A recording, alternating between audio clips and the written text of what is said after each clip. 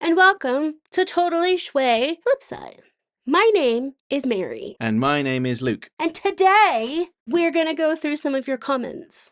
Or all of your comments, I think. Yeah, we'll go through all of the comments. Despite some of it, Luke tells me that some of them got done in by the swear filter. The swell filter. The swear. You've got me saying it now.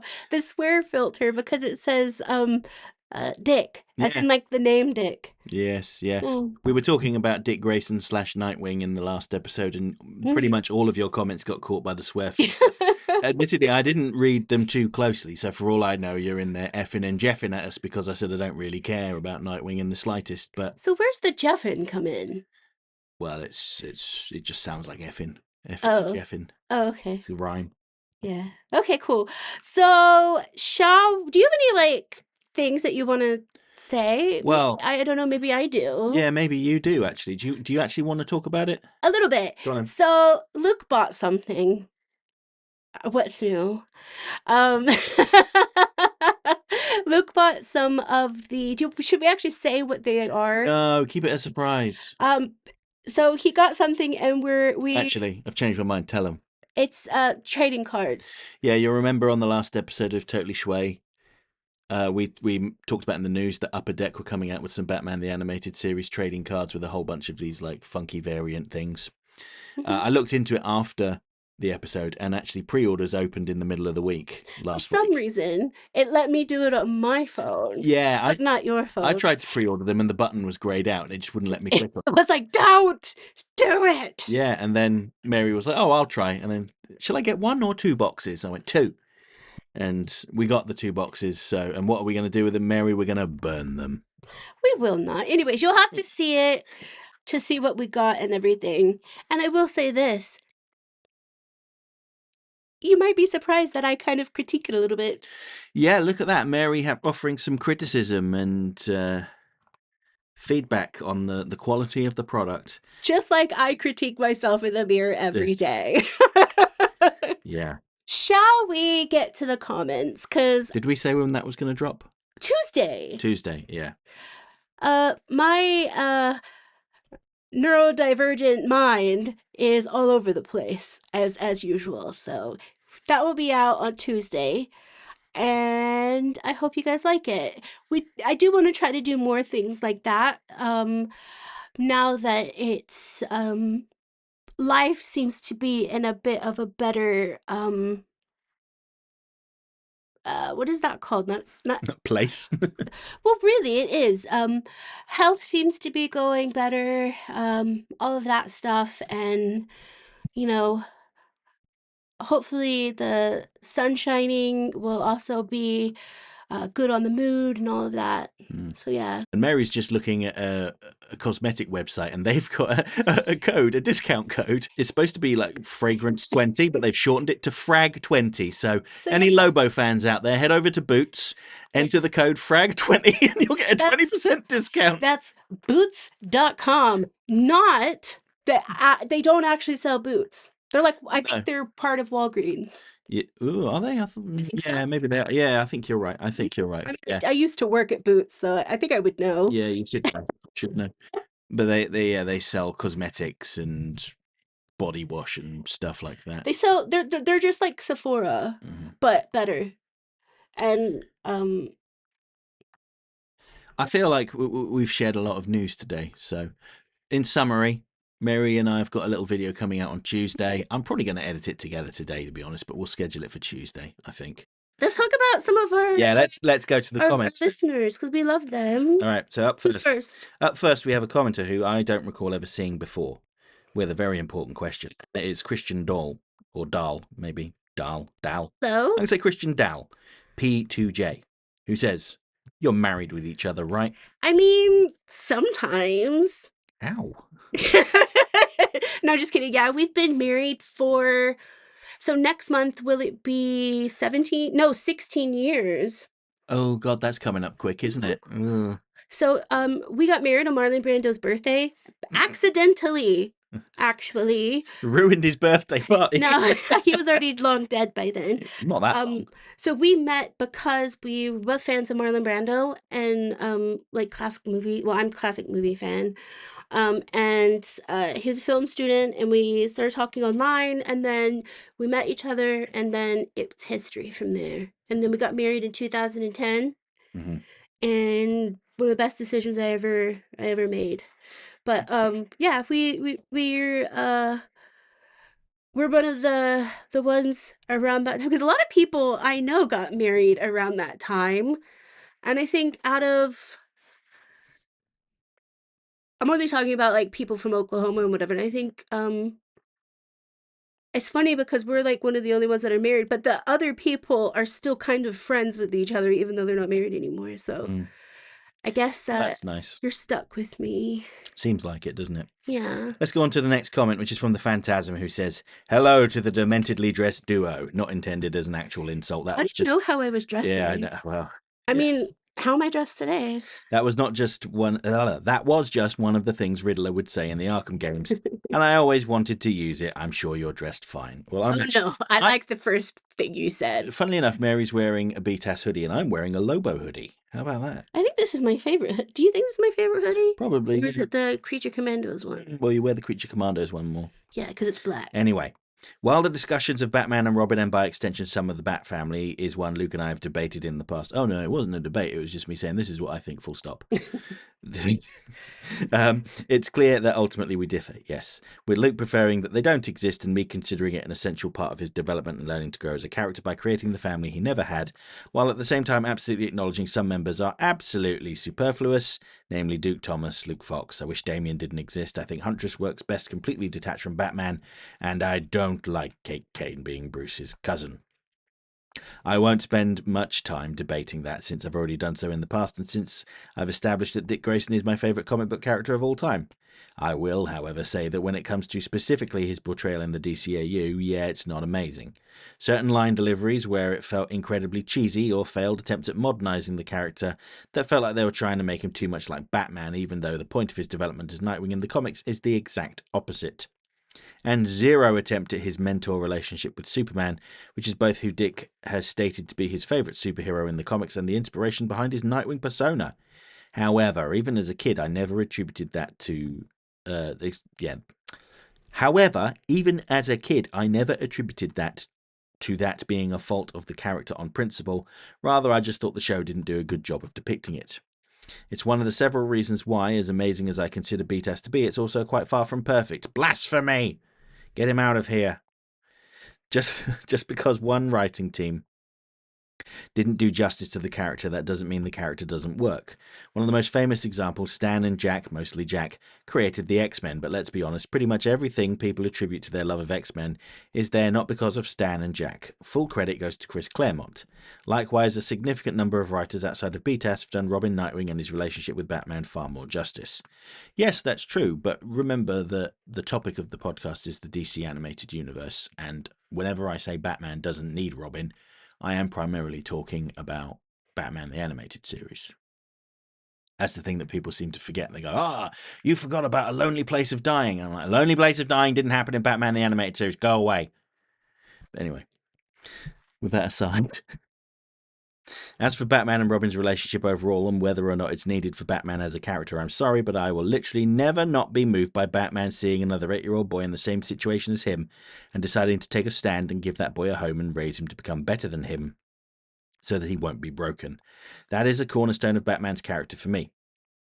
I absolutely would have held it against the show as a gigantic missed opportunity if, for example, they had chosen to skip Robin altogether in the show. It'd be like a Superman show where they decided, you know what, let's skip Lois Lane. It's also one of the many, and I do mean many, reasons why I don't particularly care about the future seasons of the Cape Crusader show. Aside from it having monotonous plots and its main character being profoundly dull, a Batman who after the point of his early years doesn't see the need for the adoptive family of his comic counterpart in his life, even if it's just one Robin, and that does not include his allies from the GCPD, then it's a pass from me. The show may have important social commentary and a compelling time period, but it lacks the most important thing of all, in my opinion. Interesting characters I want to see more than one episode. of which there was precious little in the first season. Sorry to make this about Cape Crusader towards the end, but not so sorry that I won't do it. I'd rather watch 5 different Scooby-Doo shows than rewatch Cape Crusader. I was that unimpressed. That's double blasphemy now. What's the punishment for double blasphemy, Mary? Have we decided? I stopped listening at Scooby Doo. Yeah. I'm just kidding. I'm just kidding. Crucifixion, I think. You know what? Nothing. Nothing. Okay. No punishment. So wait, You're al- live and let live. Is that what you're saying? You are allowed to have different opinions to us. And What? at least, at at the very least, you actually explained why. Where some people are just like, ugh, you don't like that? Ew. Hmm. And it's like, well, why don't you like it? Please enlighten me. Whereas you have, and you've done a very good job at doing that. So thank you. Um, I disagree, which is fine. But I really like Cape Crusader. So But the heartwarming thing about Batman and, him being able to help other people, like, you know, it's it's something that I will always hold deep in my heart. yes, so let's move on to the next comment from RDP16 Rules, who says, "Hey, Luke and Mary. So, I'm going to start by saying that I have always loved Richard Dick Grayson as a character. My first Batman may have been Beatas, but my second was almost certainly the 1960s Batman. That series featured the dynamic duo, as did the Super Friends and Scooby-Doo. In my mind, whether separate or together, Batman and Robin are an inseparable pair. Robin, as I've said before, is more relatable than Batman. Speak for yourself. He's witty, charming, and downright cool. He clearly is speaking for himself. He went from the boy wonder to a hero in his own right. In the transition from Robin to Nightwing, he set the standard of what Batman's partner should be, while also creating the roadmap for how to escape his shadow. And as Nightwing, he protects a city that has just as sour a reputation as Gotham, but in a way that makes it seem like he's doing better than Batman at times. Honestly, I'm a big fan of his long hair. Back in the 90s, many male characters had medium to long hair, and that's a huge reason why I have long hair to this day. As a straight male, I'm glad you clarified. You didn't really need to, but okay. I cannot comment on the... okay, now I see why he's clarifying. I cannot comment on the popularity of Nightwing's behind, or why women seem to sexualize his character the way men do female characters. But if you want to go there, Mary, now's the time. I have never in my life sexualized any character of the cartoon variety No, I can't because say. I it's not my thing. I can as other people do, and that's fine. There's nothing wrong with that. It's not my thing. But I've definitely, when it comes to Nightwing, especially, never thought about his derriere until you have just mentioned it in this moment. DC do an online-only comic. It's designed for phones, so it's got like scrolling format rather than leading from left to right. You read from top to bottom, keep scrolling through it. But it's called Nothing But Nightwing. Yeah, What? it's not a comedy book either. It's Is it just fanfic or something? no. I mean, I only read the first edition of it. Because just like the way that you were smiling when you said it, because I think you thought I was gonna be like, huh? Well, you did kind of a little bit. Yeah. But anyway, Nothing wrong with fanfic, by the way, either. It's just this. I just don't get it. mhm. But then again, I don't really like. I love. I'll give you an example. I love Dakota Johnson. I love her. She's like my style queen. Like I love her. I also love what she's done with Calvin because she is using um her own sexuality to embrace the brand, but also just, it's cool, it's different, but it's not too it's classy in a way. But do I find her like, am I obsessed with her in that sort of way? No. I just appreciate that if I were her height and size, that's the way I would dress Mhm. with only a bra on. That's I'm joking, but she's got like impeccable style to me. But I know some people really like her in a um different way. I'm going to continue the comment now. As a child, Robin was aspirational. He took his tragedy and made it a thing that molded him, but it didn't define him. He cracks jokes and is a positive light among the darkness. He went from Robin to Nightwing and eventually to Batman for a time. As an adult, he is still aspirational as he overcomes his traumas and becomes successful through hard work and dedication. I cannot change your mind, Luke, but maybe I can sway it a little to not hating him as much. I don't hate him, I just don't care. I literally don't care. If he never existed, I wouldn't bat an eyelid. You could have fooled me, Luke. I You don't could hate. have fooled me. Just try saying it out loud, if only once. I like Dick. See, was that so hard? Double joke. Saying that, I don't think I've ever said out loud. No. I want to look at Nightwing's derriere, No, no. or what was it? I like Dick. Mhm. No. Ouch. Humor aside, let's talk about my new hashtag Totally Schway questions. Number one, assuming you have the opportunity to write for DC, but you are required to add in a teenage sidekick, which character would you choose to pair with one? What would the sidekick be like? So hang on, I've got to write a character, but the condition is I have to have a sidekick.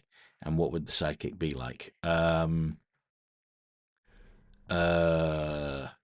write the Joker and I'll give him a teenage sidekick that is basically an irritating little loser. And Mary's typing up some ideas as we speak. She's taking notes. No.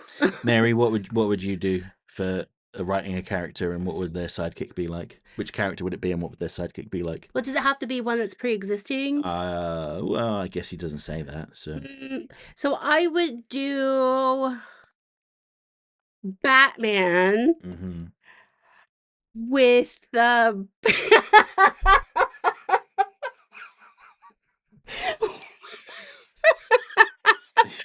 She- with the Gen Alpha.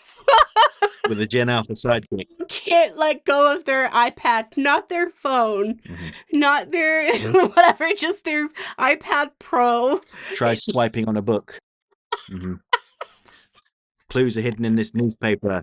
Gen What? Alpha kid, and they're like swiping. It's not working. And they have to type out the word and then have it say something on Google so they know what it means. I've actually seen people do that on their phone in person. Like kids do that in person when I think it was like bibliothèque.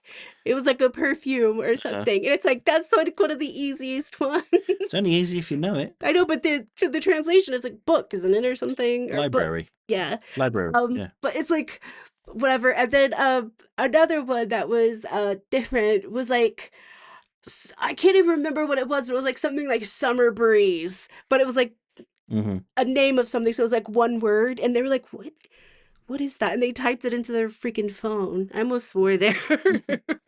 Second question. Dick Grayson has a massive following of female readers, mostly due to his physique. So which DC characters do you like on a purely aesthetic level? Now, are you talking about like a romantic interest? Because zero. Absolutely zero. I don't know how you feel about that, Mary. That you don't have a romantic interest in No, any of do the... you? Oh, okay. I was about to say, I don't think so. Like I think I kind of hit this before, spoke on this a little bit before. It's just I don't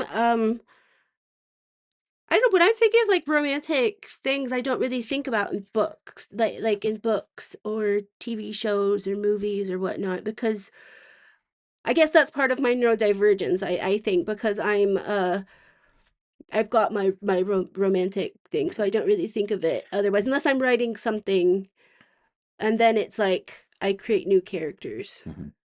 So if we're talking about which, like, just the aesthetic that we like a lot and go, oh yeah, that's a really good design. Bruce Timm's Two-Face design up there immediately. It's fantastic. And on a similar lines, on my comics channel, I just shared the Nick Dragotta's designs for the Absolute version of Two-Face and the Absolute Penguin, which is also a pretty good design. But the Two-Face one takes a lot of cues from BTAS, which I like. Well, I think like just the original BTAS aesthetic is what I guess I would say, especially like Poison Ivy and like the lady characters were really drawn like a lot of them were drawn like real people that you would see, Hmm. not just like some. As much as I love Barbie, um, some like tiddly footed person with like a waist the size of a donut. Hmm. And the final totally Schway question is: there's a lot of controversy surrounding the new Green Lantern trailer, specifically his muted colour costume. In your opinion, costume aside, what should the series include in order for it to be a success? Well, the first thing is good writing. Second thing is good performances. The rest of it will all come together. You know, the Lanterns trailer I showed you at Mary, the TV series. No, I don't remember Not it. a movie, it's a TV show. I see the first thing that comes up is someone's photoshopped them into the Green Lantern costumes, which is silly. But yeah, the most important thing is the writing and the performances. Oh, Mary's bringing the trailer up now. Yeah, so Mary just watched the trailer quickly. I paused the recording. So, thoughts, Mary? What does it need? What does it need? Well, I don't know yet, but I think I'm gonna like it. Yeah, I think so too. What is that man's name? Chandler something, right? Yeah. Chandler something. I really like that person. And then the person that's gonna play Jon Stewart, Hmm. what have we seen him in? I don't know. It might have been a TV show I've seen him in, but I don't remember him being bad. So I'm looking forward to this. Yeah, and we've already seen the Green Lantern costume with Guy Gardner, and okay, I know that was the what the hell were they even called? The Justice Gang. That was it, wasn't it? I know it's the Justice Gang version with the white on it, but you've basically seen it already. It's all good. Oh, apparently it was in the morning show. Okay, that's probably what I've seen him in then. But yeah, anyway, thank you Yeah. for your questions. We're Yeah. gonna. Oh, and the outfit. Hmm. I think it's gonna be great. Yeah, I'm sure it's fine. It's realistic. It's it's now. It's very on point with what's going on in fashion as well. Yeah, and if it's all very dark and serious, it's going to Yeah. make the ring constructs stand out even more when they're bright and green. So Gotta be honest, something about newer trailers. I mean, saying the F word's fine. I say it sometimes, but it's just like, you know, it loses its meaning after a while. well, there we go. But thank you for your comment. We're going to move on to the next one now, which is from Michael Dolan, who says, "Ahoy, Luke and Mary. Again, Mary, I sympathise with you on the heartbreak of scalpers buying things before you can with the intent to sell them to you at an appalling inflated price. In addition to geeky t-shirts, currently at 711 catalogues, 6 more coming in the mail, and maybe 1 or 2 unaccounted for in a heap of laundry, I also collect geeky enamel pins, 1,045 collected so far. And Oh, nice. by the way, if you're a member of the Serum Lake viewers Facebook group, Michael did share a picture of his Batman of the Future t-shirt. I saw that. Yes, I logged into Facebook for the first time in a couple of weeks because I'd forgotten to. And that was one of the first things I saw, and I said, what an abomination. Anyway, to continue the comment. I had the same emotion that you did. I was just like, "Oh wow, that's so different." But still like really it's still cool. To continue the comment, Michael says, some of the highlights of my collection are a series of Marvel Comics character faces from Mondo, created by artist Tom Whelan. Every year at San Diego Comic-Con, Mondo releases another set as convention exclusives for $10 or $15 each. The thing is, if you aren't there at San Diego Comic-Con to buy them from Mondo's booth on release day, then you will almost never pay cover price for them. Yeah. I managed to get 3 of this year's releases, Storm, Rogue, and Mr. Sinister, done X-Men 97 animated style, for about $30 to $40 each. Wow. I've seen Venom, Carnage, Miles Morales, and Spider-Gwen going for $80 to $120 each. And once I saw an incredibly rare 1980 Stan Lee sell for $500. I only paid $175 for mine, but I wouldn't ever go that high for anything else except for 2010 Stan Lee, of course. I remember that BTAS the Lost Years miniseries, if I recall correctly, weren't the monks and their amulet a nod to the old Black Condor of the Golden Age that ended up as part of the Freedom Fighters on Earth X? Yeah, do you know what? I think they were. And wasn't the fictional South American country Santa Prisca? It was not Santa Prisca, no. It was, this is actually very funny.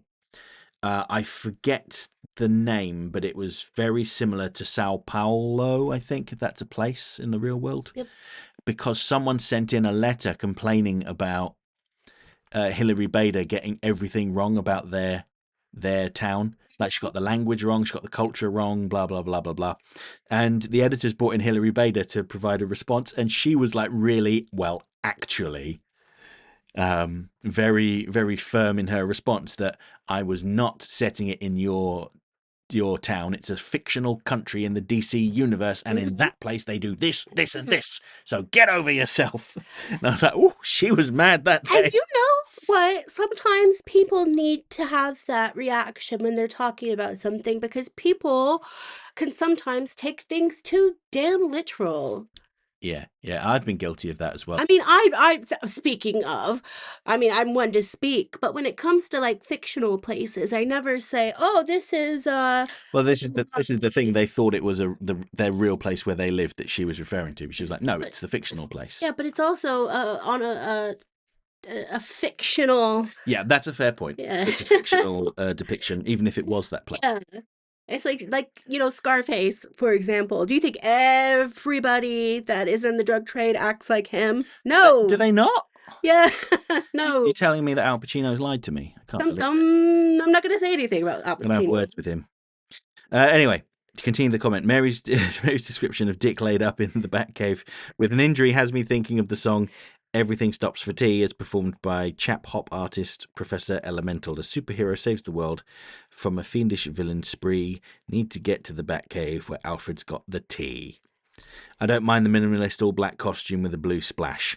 Like almost all of the TMBA redesigns, I believe the intent was to make the characters simpler for the animators so there's less to go off model. Completely accurate, yes. Imagine what one of the more, shall we say, variable animation studios might have done with his 1970s accurate costumes with intersecting bands of two shades of blue, gold, and crosshatch pattern. There's no excuse for the mullet, however. I know he had it in the comics at one point, but including it in the 90s in a clear violation of the DCAU team's prime directive of lose the stuff that doesn't work. Long hair worn all loose works. A ponytail works.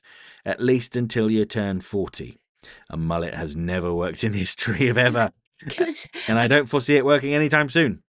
My grandpa used to call everyone, like every guy that had long hair, a hippie, including my brother. Hmm.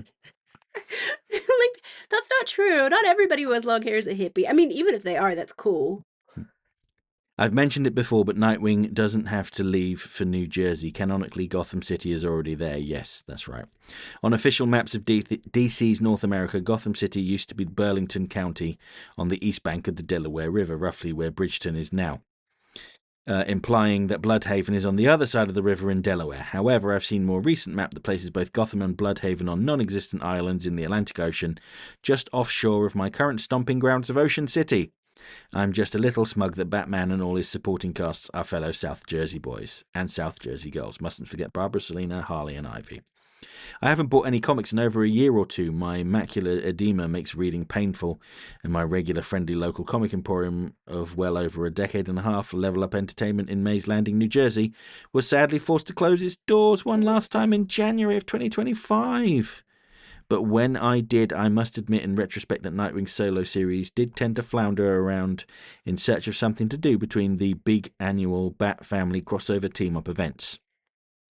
And as for mainstream superhero comics in general, the farther away one gets from the orbits of Batman and Spider-Man, the less I pay attention, aside from the exceptions of Hellblazer and Doctor Strange. I couldn't even consider following something like the Titans or X-Men without one of those big conspiracy walls, with all manner of suspect photos, clues, and bits of evidence hung on thumbtacks and connected with enough red string to circle the moon a few times. Yeah, they did get a bit complex, didn't they? I don't think the B-Test would be worse without Robin Nightwing. As you point out, there are so many superb Batman solo episodes, and Dick doesn't need to be a constant regular. But I would rather have the option to have him appear than not. The Bruce-Dick relationship is best treated as a spice like cinnamon. I wouldn't put it in my sandwich and chips, but I also wouldn't dream of having waffles without it. In medical updates, serious time now. I'm pleased to announce that the ulcer on my foot has at last completely healed up. The doctor wants me to come back Yeah. one more time next Friday to make sure it stays closed up. But other than that, he says I can remove the dressing, an adhesive bandage with a bit of foam padding on it in another 2 days.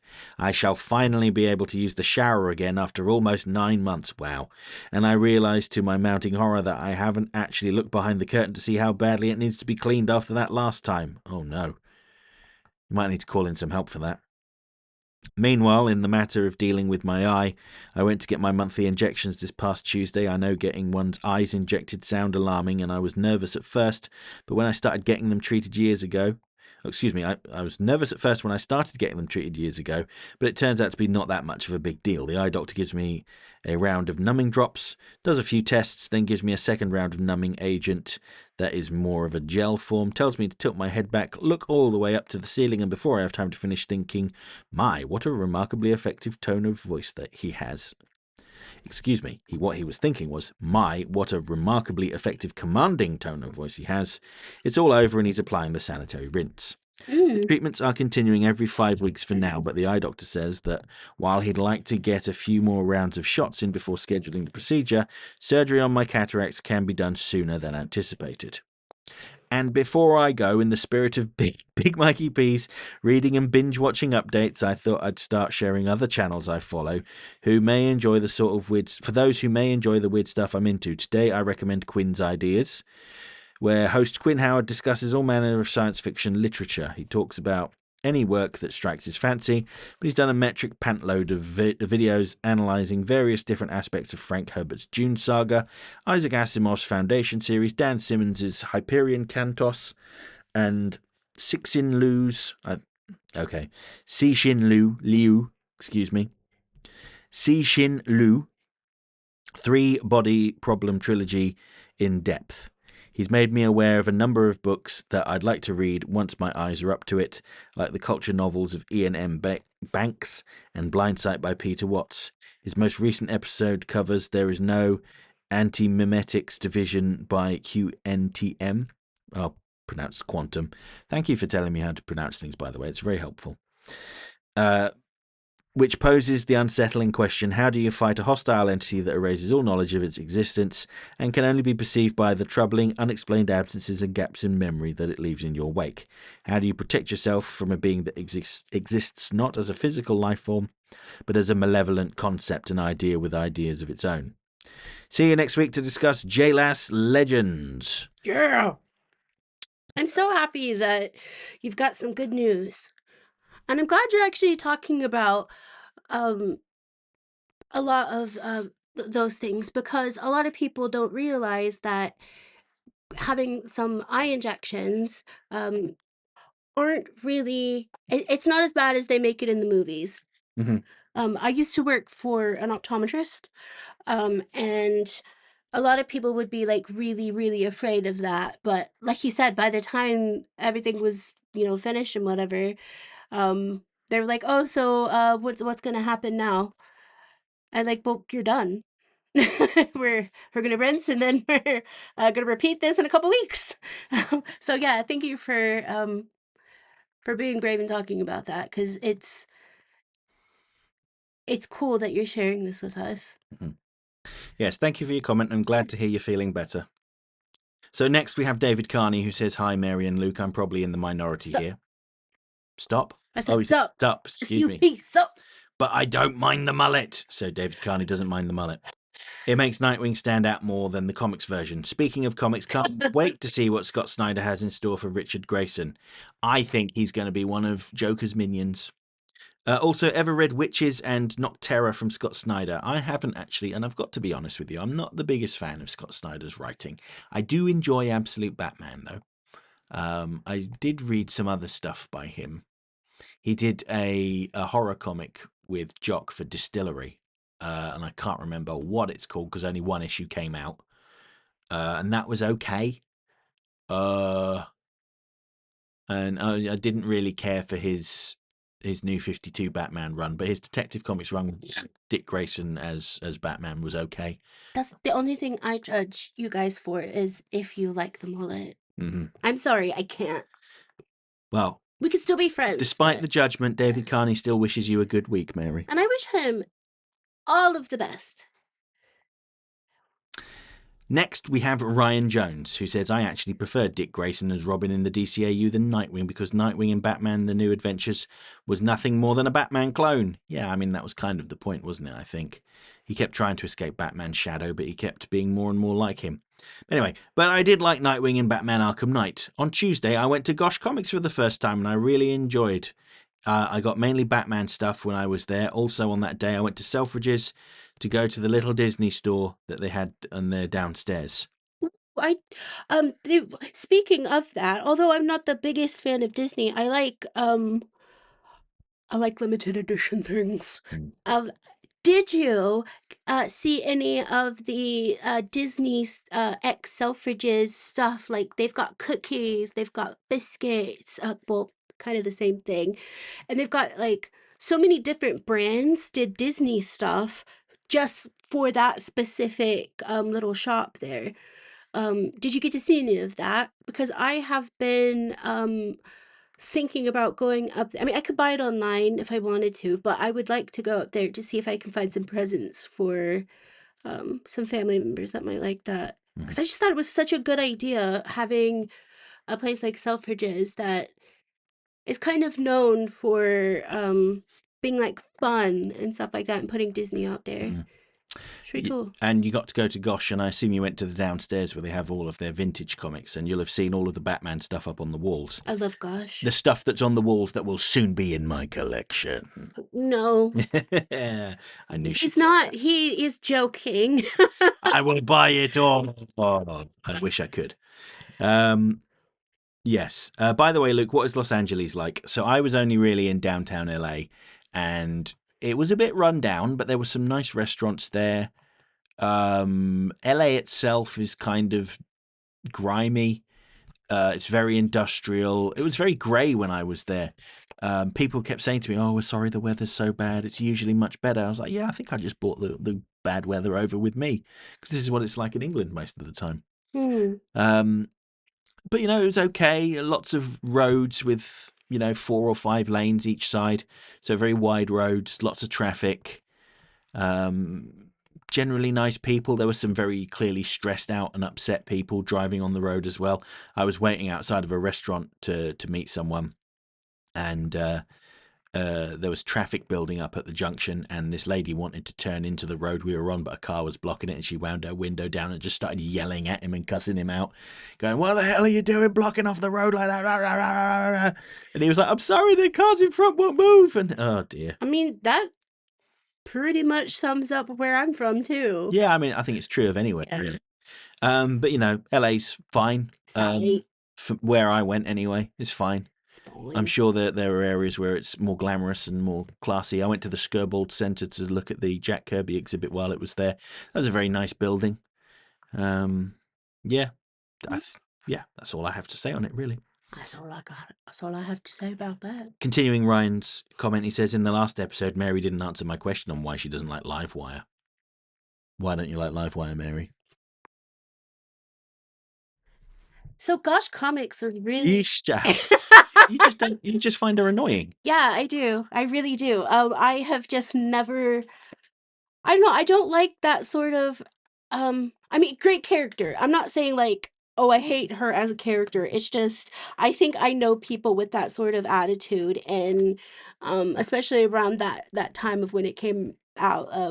I just, ugh, I hate that sort of attitude. Mm-hmm. Where it's a very like pick me thing, isn't it? Pick me, and like that's how people act, even though she wasn't saying like pick me. She was just giving that sort of That energy. vibe, Mm. that energy. So just to finish off Ryan's comment then, the post that I was referring to in the last episode was about the toxicity surrounding Fixed. Before I forget, happy Mother's Day to you all. Yes, so we recently had UK Mother's Day. It's different over here. It's in March rather than May like it is in the States. Although I'm not a mother, thank you. My cats are doing fine. Yes, thank you, Ryan. Yeah. Next comment then is from RJ Productions, who says, "Hey, my last comment disappeared because apparently YouTube doesn't like when I self-advertise. It was about my Mercy X Lex fanfic, which Luke knows about, so I'll leave it to him to tell you all." Yeah, so Harry's no longer posting his Lex Luthor Mercy Graves fanfiction on the comments here. But if you all want to follow along with it and keep up with it, You should. where is it? I've got a link written here. I'll put it in the description as well if I remember. And if I do forget, Harry, let me know. And it was on wattpad.com. wattpad.com. I'll put the link in there. And Harry's even made a little romantic novel looking cover art for it. That's cute. So I will share that. But to continue Harry's comment, I love Nightwing. I used to be sad that Dick was no longer be Robin. Same with Terry taking over from Batman, from Bruce's Batman. But that was mostly because my autistic brain used to find it hard to cope with change, and I must have been 7 or 8 at the time. I'm like that. In a random topic, I had an odd dream recently where the Penguin was sulking in a bar or cafe about Veronica Vreeland, and I went off on him saying something like, "You are Gotham's most dangerous crime boss and one of Batman's cruelest and most manipulative rogues. So grow a pair and stop acting like a lovesick teenager," or something along those lines. Harry, did it enter your mind that he may have been manipulating you? Crickets. Answers on a postcard. Crickets. Yeah, but thank you for your comment, Harry. You, Harry. And yeah, so if you all enjoy Harry's fanfic, I'll include a link in the description. If it's not there, leave a comment on here and I will update it. Yeah. Right, next we have Doc Widener, who says, "Thank goodness you're here. There is a specific formula to use when converting 451 degrees Celsius to Fahrenheit. C equals F minus 32 times 5 divided by 9. So to convert 451 Fahrenheit to centigrade or Celsius, you will want to insert the Fahrenheit value into the equation. C equals... this is what everyone's here for. They're here for the mathematics. I mean, I'm listening. C equals 451 minus 32 times by 5 divided by 9. Reduce that to C equals 419 times 5 divided by 9. And we get C equals 232.778. And that's with the rounding because those sevens go on into infinity. Well, how about that? I wish that you were my math teacher in all of my education. All that to say, Fahrenheit 451 sounds so much more sinister than Celsius 232.778. Truth. I know it was published as Celsius 233 across the pond, but I still think Fahrenheit 451 sounds better. By the way, I agree the metric system makes so much more sense. Converting centimetres to kilometres requires adding zeros. Inches to miles is more complicated. While this was Tim as Robin, I don't think that Growing Pains would have been as moving without Robin. Luke, you did eventually mention Growing Pains well after I wrote this. I think in terms of like chronological history, I probably said it before. You know, what was recording it, but I'm being a pedant now, I'm sorry. Shut up, Luke. I love that Mary's Oklahoma comes out when she starts talking about needing to keep family secrets and being frustrated by it. Yeah. It's like, why? Like, seriously, I've been thinking about this all week to the point that I got in touch with one of my cousins that I haven't spoken to in months. And I was like, you know what? This, and this. And she messaged me back. She was like, yeah, I get it. And it was fun giving all of the secrets away now.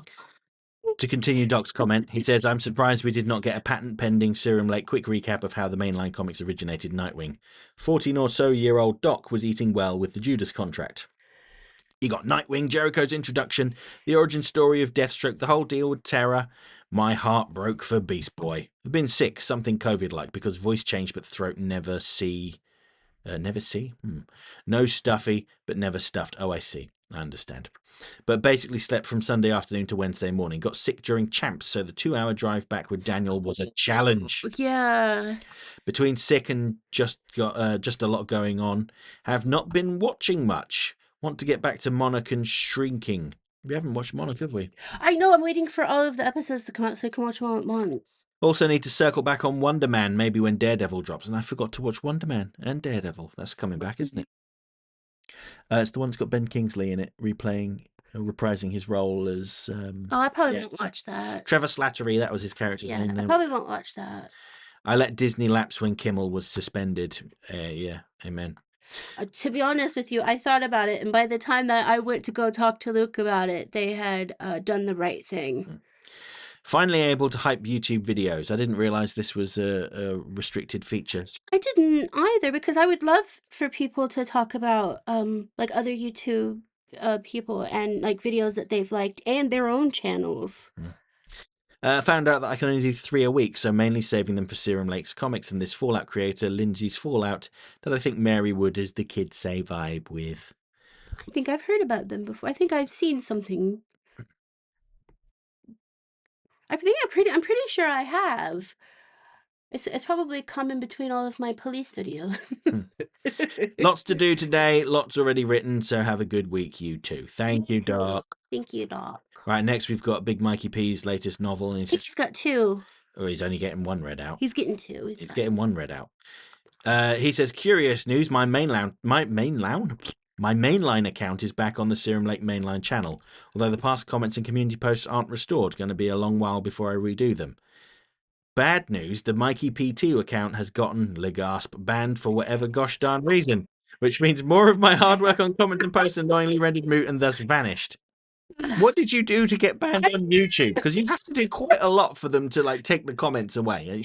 I'm not even going to speculate. But you know what? Also, I respect it. I What, you respect. respect him potentially going around spouting off hate speech? Oh, not hate speech, but I respect that you continuously you spread the Mikey P energy. Just don't do hate speech. Yeah, don't do hate speech. Because I will ignore. Remember, you may not agree with someone's political affiliation, but we are all human beings with our own dreams, ambitions, and desires. Unless you like Nightwing with a mullet, and then I won't hate you, but I will judge you just for that very the only. How dare you? David Carney is a wonderful person. I'm not going to stand by. I love David Carney. David Carney, just because he likes the mullet. Unbelievable. I know, I'm terrible. Anyway, to continue Michael's comment, he says, sorry, Mary, don't get your complaint on the selling 10 collectibles bit. I've seen similarly enough book collectors who bought and later gave away notable surpluses of the very same books, but with different covers, forwards, and other add-ons after all. One thing I can say about DCAU Nightwing, you like him much more if you've read the Batman Adventures 1992, the Batman and Robin Adventures, Batman Adventures The Lost Year, Gotham Adventures, and the canned Batman Adventures 2003 tie-in comics. Whew, that was a long sentence. I was like, are you breathing? No, I'm not. I do not get the apathy on sidekicks, if not apprentices. Without such characters, we wouldn't have duos like Obi-Wan Kenobi and Anakin Skywalker, and by extension Qui-Gon Jinn and Kenobi, Captain America and the Winter Soldier, I think you mean Bucky Barnes. The character arcs of the Weasleys and one Neville Longbottom, the Arya Undines, and also going my own path stuff like Teen Titans 2003. Seriously, don't mind mullets. Okay, he's on your crap list now, Mary. What next? We're going to take shade on the idea of straight male characters who naturally look very feminine. I love straight men that look feminine. I love them. Yeah, Mary's... Because he said that he liked the mullet. Mary's just wandered off. Well, I'm going to keep reading. It's fine. She's just wandered off without saying anything completely. Has she forgotten that we're recording? I don't know. Anyway. And she's just coughing in the background in case you can't hear her. We're going to embrace the idea that human-animal hybrid fetishes of Batman Beyond splicers and cobras. Bloodhaven ain't on Canada, Mary. Remove those silly dreams. Animal Act is a fine new Batman Adventures episode. The flawed TNBA episodes would be Lovers of Croc, Cult of the Cat, Chemistry, and the flanderized Harley Quinn, the Hammer Gal moments in Girls' Night Out, and the Batman Mystery of the Batwoman fillerish movie. Really wish we got an episode or two that showcased Superman successfully relocating some of the Fortress of Solitude critters to appropriate planets, if not dimensions. Sing along. A better, safer Gotham was successfully accomplished in the Justice Lord's universe, by the way. Was until the League protagonist showed up and changed the status quo back to chaos. Harry's moving his weird tails on Wattpad. Interesting. That was Michael's words, not mine, by the way. Book recap. Finally refinished Clear and Present Danger. Next book now being reread, not reared, that would be weird, rearing a book, is Without Remorse for the Sum of All Fears. Must wait for the final hype reasons. As for Elliot S. Maggin's Superman Miracle Monday, it's now triumphantly finished. Would like to read Maggin's LexCorp, a novel possibly connected to the Last Son of Krypton and Miracle Monday duology. Next, but alas, don't have a copy of it yet. And since Superman Miracle Monday is done, the other next book being read is The Cruel Sea, the fictional story of the British Commonwealth crewman of the Flower-class corvette HMS Compass Rose and a later successor ship during the Second World War from 1939 to 1945. Honestly, haven't reread this since the late 20th century. Oh, and Mary's back now. Did she? So I had to get my liquid IV. Yeah, because I'm parched and... I'm actually really thirsty as well from reading out all these comments, and you didn't bring me a drink. You could still hear. Yeah, but the point is you went and got a drink and you didn't bring me one. Oh, do you want a drink? Doesn't matter. I'll finish this now. I'll get one myself. I've lost my place. Oh, you have to Oh, start over. yeah, I know this is a massive paragraph as well. I'm trying to find it. I Um, love you, Mikey P. right. I'll just start that sentence. Honestly, haven't reread this since the late 20th century, and thus I'm basically rereading it semi-blind in the process. I was going to say, you make that sound like it was so long ago, and actually, yeah, it was 26, 27 years ago. So, yeah, okay. Stop it. I know. You're just as offensive as the drop down menus for when somebody was born in the 1980s. Hmm. We'll see to its 1950s movie adaptation after the book is done too. Still rereading Heidi, of course, going for reading one chapter at a time, then pausing while catching up to the Calpis Theatre Anime's adaptation of said chapter, then resuming with the next book chapter, rinse and repeat. As of writing, I've finished the chapter where DT, DETE, so I'm going to say DT, forcefully brought Heidi to the Sesemann estate of Frankfurt. Excuse me. Have bought quite the Leo Tolstoy book collection just recently. Reading the likes of Anna Karenina and The Very Big War and Peace will just have to wait. For Tom Clancy, The Cruel Sea, and later planned Animal Farm, and others have top priority. Have rediscovered my 6-book Radwall collection a couple of weeks ago, if anyone asks. They're Redwall. Did I say Radwall? I meant Redwall. Prequel Mossflower, sequel Matimo, prequel again Marielle of Redwall, prequel once again Salamanderstron, and prequel of prequels Martin and the Warrior. No, I don't think I've got the Bellmaker onwards. Well, I'm glad he clarified that because I was wondering. When you get your books, do you get them digitally, physical? And if you get them physical, do you get the like original kind of covers that they sell, or do you get the special edition cover, like the special edition cloth covers? Because I collect the I think they're Penguin Classics, and I absolutely love those covers. And when I do look at them to purchase, I think of you sometimes. So to continue his comment, I think I'm about halfway through. May probably plan to binge read them later this year in 2026, alongside seeing to its 3-season Canadian animated series adaptation that adapted Redwall, Matimio, and Martin the Warrior. TV show, web series recap, and past Aria the Originator episode 10 and Puella Magi Madoka Magica episode 8, with the beginnings compilation movie in tow for the next day. Shall expect to finish the origination before the next Totally Schway, and also continue to Puella Magica. I've already forgotten what the title is, but he's abbreviated it as PMMM. Episodes 9 through 12, and the Eternal compilation movie. Seen to Frieren Season 2 Episode 7 and enjoyed it too, but dang, it's nothing compared to the riveting Episode 8. So endeth the Divine Revolute arc. Already at Episode 12 out of 52 of Isao Takahata, Heidi Girl of the Alps. I'm shocked on how well it adapts and expands upon the Johanna Spiri classic. Not to mention how its traditional 2D animation is surprisingly detailed and at times very emotionally active for a 1974 anime, even when compared to later shows like Mobile Suit Gundam 0079, and also creative spiritual successor Anne of Green Gables. For that, one would say that it's the retro Japanese anime equivalent of Western animation's Batman the Animated Series. Small wonder its animation studio Zuiyo Izo went bankrupt because of the high cost of the series, all while a noticeable number of people who made it later became Studio Ghibli or even became their own creatives themselves. Yoshiyuki Tomino of Gundam fame / infamy was a storyboarder and screenplayer, while famed Super Mario Bros. 2 and 3 and World Game illustrator Yoichi Kotabe was character designer and animation director for the show. Finally finished re-binging Red vs. Blue Season 12, Season 13, the preferred finale season. Besides Season 14 / Anthology, will be seen to next. We'll be planning to check out Mainframe Entertainment's Reboot Rewind free remastered YouTube releases of, well, Reboot, as a means of supporting entertainment and fulfilling nostalgia. Movie recap, here we go. Some change of plans. Instead of Kyoko's diary first, have decided to rewatch You Are Umaso / Heart of Yumi. If one likes dinosaurs not unlike The Land Before Time, pleasing picture book visuals, makes sense that this movie is an adaptation of a popular Japanese picture book series, and wholesomeness with a hint of surprising action scenes, then this shall be a spectacular gem. Good to know that Justice League's Legends is the next Totally Schway topic for next week. Yes, thank you for reminding us, because I think I'd forgotten by this point.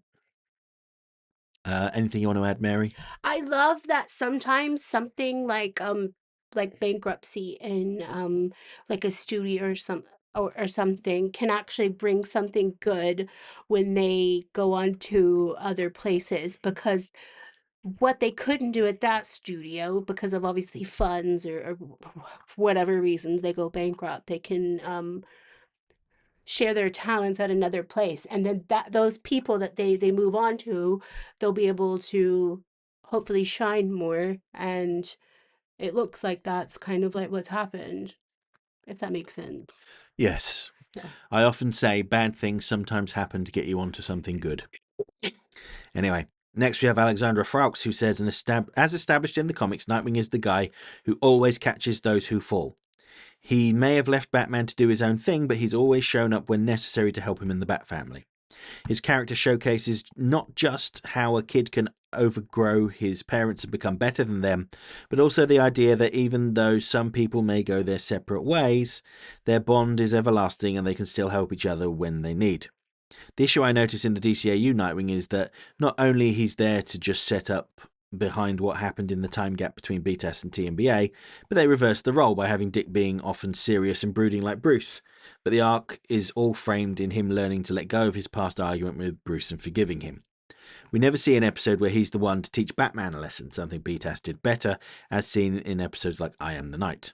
This is why I feel like Teen Titans Show and Young Justice are an improvement over the DCAU, not only because we get to see Dick interacting with other heroes besides Batman and how they influence his growth, but we also get to see him become the great leader that everyone looks up to, learning that his strength doesn't come from him copying Batman, but by being the supporting and optimistic person he is.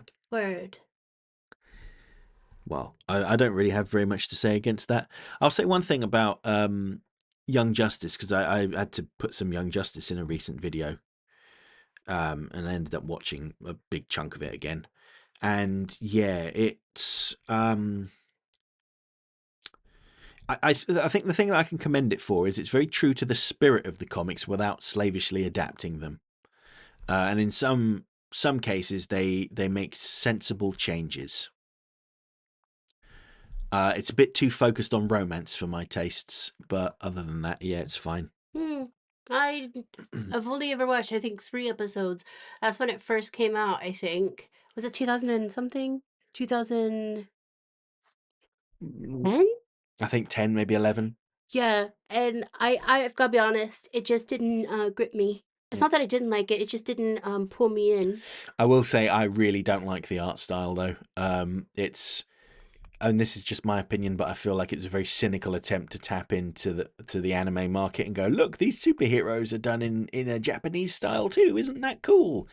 It's like, no, not really, no. But anyway, Like there's a thing, like, so anime is cool because it's anime.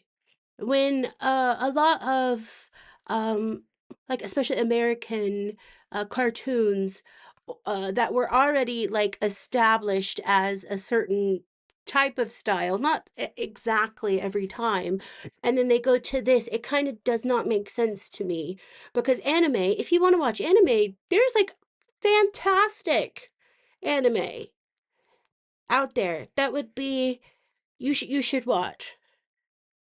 Big Mikey P can tell us, mhm. because he's told us about quite a lot of animes. And honestly,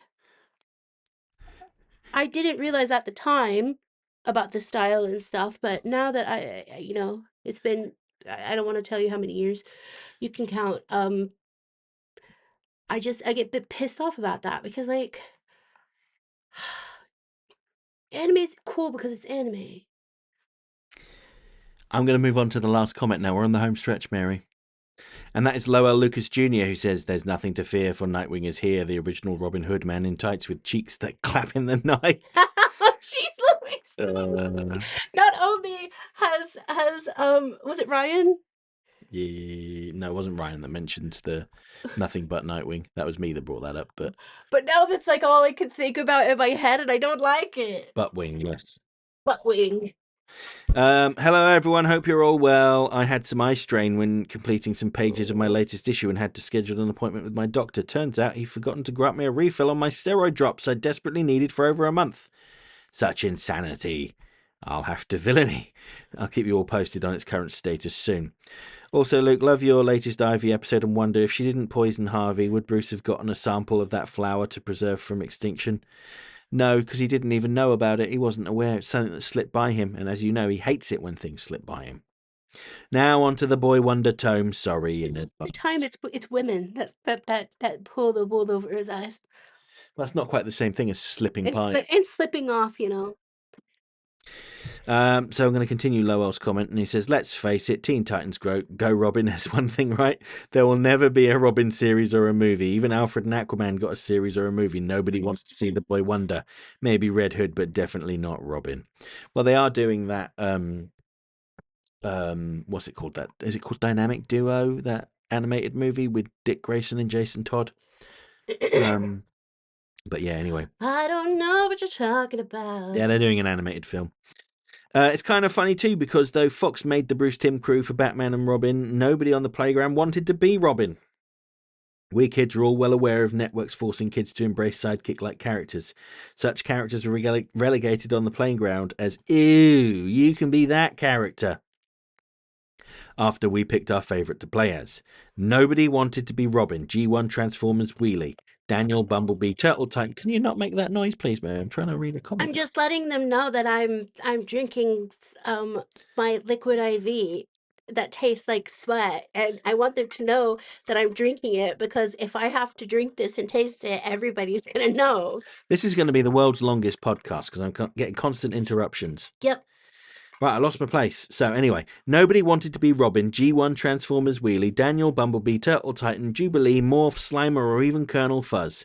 Yeah, they shoved a lot of that on us. Morph wasn't a teen sidekick. He was an adult. He just acted like a kid. By the way, blame Bruce Timm's design for Nightwing on the overlooked African-American artist and illustrator Brian Stelfreeze. Oh, yes, Brian Stelfreeze was really, really good. I believe he's still alive, Brian Stelfreeze. He did painted covers for Shadow of the Bat, if I remember rightly. Mary's just Googling him. I'll spell it out for you. Hang on, I've lost it. Stelfreeze.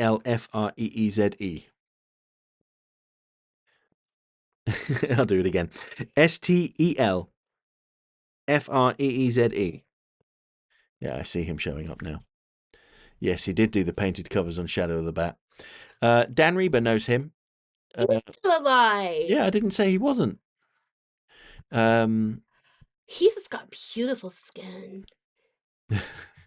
Good. But the thing is, I'm looking at my skin sometimes, and I'm like, that, like, especially in like the T zone. Mm-hmm. Mine looks like, I don't know. Probably shouldn't have smoked. So Lowell, you're saying that it was it Brian Stelfreeze that streamlined the Nightwing costume to being the black bodysuit with the blue symbol and getting rid of like the yellow and the multi-link stuff and all of that. That's a useful fact. He contributed a lot to DC Marvel and even illustrated a very beautiful Dazzler, Jean Grey, and Shadowcat from the X-Men Fleer 94 cards. Which, speaking of that, I'm delighted to hear about the new Batman the Animated Series card. As an avid collector of Yu-Gi-Oh! And other card series, I'll make a video on my massive card collection one day and would love to collect them too. Well, hopefully you'll check out Mary's video on Tuesday. To add on likable Nightwing escapades, I enjoyed Nightwing's role in Batman Harley Quinn movie as it showed he did mature and was well aware of the Justice League, but unlike Bruce wasn't bound to the team and still enjoyed his freedom to work alone. Plus, Booster Gold is such a douche. I do love the episode with the Mad Hatter controlling animals. Sadly, it's often forgotten. I never see the episode air and wouldn't see it till I rewatch my box set. With Dick, he has a way of being street smart, better than Bruce, appeals to the ladies, and is still a top fighter / acrobat. Definitely someone not too far from the olive branch, but needs to realise he's got a pack and doesn't need to lone wolf everything. Okay, y'all, that's enough out of me for now. But happy to hear from you all. Congratulations on the 3,000 subs, Midwestern Mom Mary. I'm proud of you. Continue your Schwayness. Also, I finally broke my Mondo Toys cherry and picked up Janine from the Real Ghostbusters. Yes. Just love that redhead to pieces. Till then, look forward to more from you both. TTFN, my duckies. Ta-ta for now. So thank you very much. I'm not quite at 3,000 just yet, but I fear. Yeah, I don't. Yeah. No fear. I feel like by my birthday in May, I will be at 3,000. Also, just in case you guys are wondering, if you ever wonder how much somebody makes on YouTube, in the past 3 months, you guys ready for this? Oh, you're going to disclose this? Yeah, I made £6.96. That's not even enough to buy one of those packets of them trading cards. Oh, yeah, £6.96. So that would be around like $8, I think, maybe more. Yeah, It's about $8. yeah. So, if I can do that with minimal effort, just think about what you guys could do that actually have like loads of talent. And are willing to make the effort. Yeah. Yeah. Don't forget, you have to give up your social life. I just give up my social life because that's just what I do. My social life is well, my best friend, and also you guys. So you know what? I do have a pretty good social life then. 'Cause Yeah. I love these guys. I went out to that award Yeah. show and I'm still really tired. It's like Sunday by now and I'm still super tired. Yeah, that's just because you're old. Yeah, yeah. Yeah. Guys, let me ask you a question. I was trying out this like liquid IV stuff because they have a sugar-free version now. Here in the UK. I know they've had it in the States for a while. Why do people have to make electrolyte powders taste like sweat? Because that's the only way That they're able to harvest electrolytes. that does not taste like white peach. No. No, and I've put it in. And then- Here's the thing. I put it, and this is not what you're supposed to do. Mhm. I put it in a sugar-free 7-Up just because I wanted to get the taste out of the way, and it no longer tastes like 7-Up. I was going to say, sticking with the theme of Nightwing, they might be talking about a different kind of peach. Still don't take it. I just there are worst flavors in the world, but this is very close to grape cough medicine from the 90s. Yeah. And if you like that, that's fine, but I don't. And do any of y'all know any good, like, sugar-free vegan electrolyte powders? Because even if they don't sell them here, I could get them from the States. Because apparently, it's gonna be warmer soon, and I would like to. I drink a lot of water, but I think having more electrolytes would be great. Because I'm not a big salt person, am I? We're over an hour and 15 minutes. We need to wrap this up now, Mary. I'm Right. dead. I love you guys. We will talk to you guys next week. We will see you next week because we'll have the video on Tuesday. And next week we will be talking about legends. And I'm not just talking about Prince, Bowie, and Elvis. Mhm. And Jim Morrison. Marlon Brando. Don't forget to drink water, wear sunscreen, and please go outside and get some sun. Love you. Bye-bye.